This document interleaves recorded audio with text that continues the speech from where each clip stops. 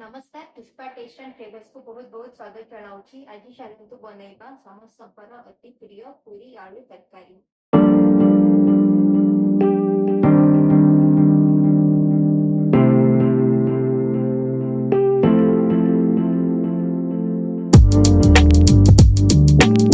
प्रथमे आलू तरकारी बनैया पाई नेइकी किछि सिझा आलू मु एठी 4टा आलू को सिझेई चोपा छड़ेई नेइछि एवं ता संगरे नेइछि तेल जीरा कंचा लंका तेजपत्र टमाटो पियाज चीनी लूण हलदी रेड चिली पाउडर मैगी मसला कसूरी मेथी और गरम मसला।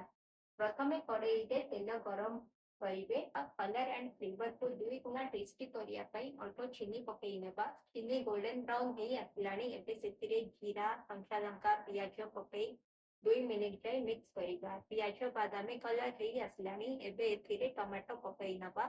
टमाटो टिके सॉफ्ट हे आसले एथिरे मसला गुंड पेस्ट को ऐड करि दबा एवं ता संगे मु एठी नै जाईछि 2 चम्मच मैगी मसला ताको अल्प पानी देदबा सब को भल से मिक्स करी नबा 2 मिनिट जाए तापरे आलू को ऐड करी नबा। कसूरी मेथी भी ऐड करी देइछि।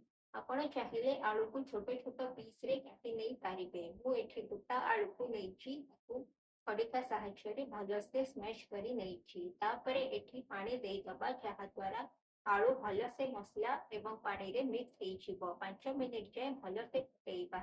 लास्ट अल्प गरम मसला ऐड करी नबा एवं आउ 2 मिनिट जाए फुटाई नबा। आमर आलू तरकारी पूरा पूरी रेडी हो जाइछि।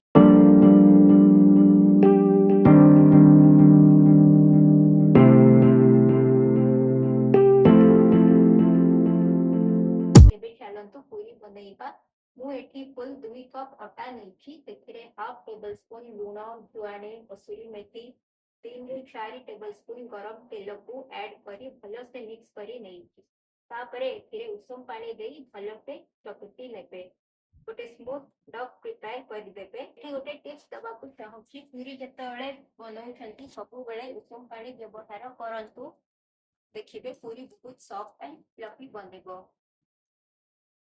15 मिनिट जाए एही डक को घोड़ेई रखी नेबे। तापरे छोट छोट बॉल साइज रे एहाकू बेली नेबे। एबे गरम तेल रे एहाकू पकेई छानी नेबे।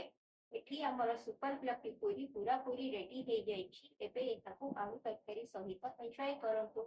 वीडियो टी भल लागिथिले लाइक शेयर एंड सब्सक्राइब निश्चित करिवे एवं कमेंट्स भी करिवे। आपनको कमेंट्स हम पई बहुत मूल्यवान। पुणी देखा आउ गोटे वीडियो रे आउ गोटे मजेदार रेसिपी सहित। धन्यवाद।